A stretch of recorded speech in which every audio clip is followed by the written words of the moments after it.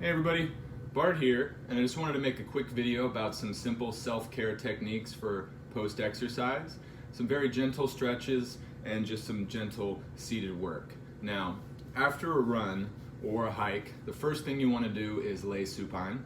So practice supine lying, which is just simply working down. You could take a fluffy bath towel and put it under the back of your head.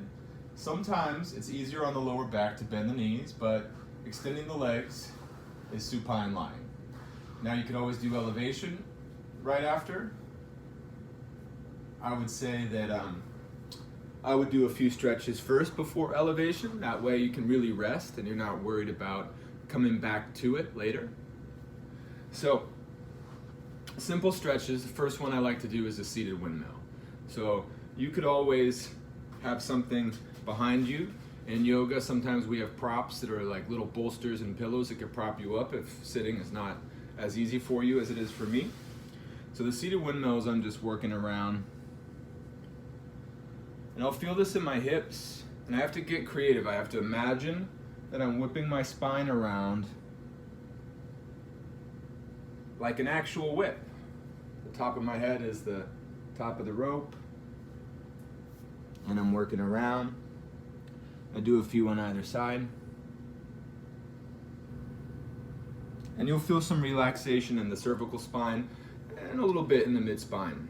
Now, after I've done this, I'll do about one or two shoulder stretches on each side. So this one right here, you've seen before, something like this. This doesn't work. This is going to keep my shoulder located in the joint. Dislocating, relocating. So this isn't going to disturb the natural balance that my glenohumeral joints have here. And so I'm just a gentle twist. You see how my spine's moving? Now I could always do this sitting in a chair, and I could always do this standing straight up. This is just a simple stretch. This is my interpretation of it. It's the most safe version that you can do. And then I'll work to the other side. We call this supination. So I'm supinating at the elbow, so the forearm has been supinated, and that's going to help me also keep the ball and socket joint where it should be. Dislocating, relocating. And so I do a slight turn into it, and I'm moving quicker than I normally do, just because I'm filming a video. So you could take 5, 10 breaths. You don't want to rush. Now after I've done a windmill, I've hit the shoulders, maybe, and I can do this with straddle legs, straight legs, it doesn't matter. This is called staff pose. This is a modification of staff. So this is an easy way to get into a back extension or a chest expansion, so I'm doing both. So now I'm stretching my chest. I'm opening my throat, so I'm extending the spine. Again, 5, 10 breaths. Or your tolerance. So your tolerance might be a couple breaths, and then you'll build with practice. Now I've stretched my chest, my shoulders, a little bit of my throat. I've worked my hip joints. Now, I might work on actual individual leg muscles. So this is one of my favorite devices. I haven't made a video with this yet. This is a lacrosse ball. They're very cost effective. They're much harder than a tennis ball, and they're much harder than a racquetball. They're not the same size as a baseball, so it's a little bit easier, it's smoother, it's gonna work a little bit better for you. Now I'll take this and I'll put it right under my hamstring, and I can do what's called trigger point here. So now I'm actually triggering a point. I went running pretty hard yesterday, so this is pretty challenging. I am in a lot of pain right now. Another way that I'll go about this, and you can find one of these smaller foam rollers at Rite Aid, Target. Usually they're $10, $15, really cost effective. And so sometimes I'll put pressure with a bigger device. This is gonna disperse the pressure a little bit better. It's gonna feel easier to do. It's gonna be less painful. But what I can kind of do here that I can't do with the bigger foam roller is I can embrace my inner break dancer if I need to, and prop myself up with the back arm and stretch that out. I'll work it down the calf. And I can really knead my calf muscles like they're dough with this guy. It's so functional, it's so easy to use, it's so small that you can manipulate it a lot easier than you can manipulate this taller, wider one. Now I can do the same trigger point with the lacrosse ball here in my calf. I can flip myself over and I can hit the quad, I can hit the piriformis. The most painful one you could possibly find probably would be the glute muscles. Oh! And that one I can do trigger point. I can do all types of different cross-legged stretches. Sometimes in more advanced yoga classes we might use the heel bone, which is not unlike this compact ball. This is compact bone, it's rounded, the calcaneus, and I can use that to stretch. And what's great about this stretch as opposed to this stretch is that, as you could tell, when I took my heel, I didn't have to be as flexible in the hamstring. There's going to be a natural bend, you can't avoid it, and it will make it easier for you to fold into this stretch. Now after I've hit the calves and the hamstrings, I typically flip over and I hit the quadriceps. I wanted to spend a little bit more time on sitting before I do that. So with the sitting postures, we of course have crisscross, applesauce. I always use my yoga block for filming, so I could imagine sitting on a yoga block, but feels pretty okay. And if you're unsteady and you haven't done this very often, you could always have your back up against the wall or a back up against the couch, something to help you find your balance. But I can practice sitting right here. This will straighten out my spine. It takes a little bit of work. As I get more flexible, I can practice variations of the lotus pose. Now this is intermediate. It's not beginner. It's not advanced, but it's intermediate. And it's very unstable, so you have to practice a slight lean forward, because if you lean backwards, you fall backwards. And I'm 6'3", and so I never fall backwards, but I've had many people from 5 foot up, work on some of these, and as you're getting used to it, no danger, but you'll fall off. And so I've made videos before about how I like to do my hamstrings this way: toes in, toes out, rock and roll. I don't like to prop myself up with the arms because I have longer arms. If I had to, it would look like this, where I get my hamstrings. And I showed you that I can isolate individual hamstrings with this guy or with this guy. And so I don't have to do both. Sometimes when you do both at the same time, it takes the pressure evenly, and sometimes you want to put as much pressure on each side. And so the way that you do that is by finding another implement that you can use to isolate one side. So after I've hit my hamstrings, my calf, I did chest, shoulders, a little bit of lower back and hips. We talked about sitting. The next place that I would probably go would be to the spine. And so these simple knee circles.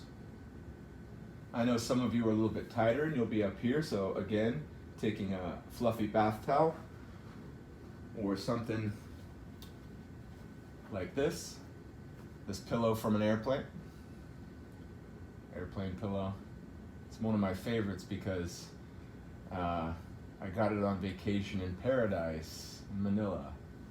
Well, the Philippines, not necessarily Manila. And this is going to loosen the lower back.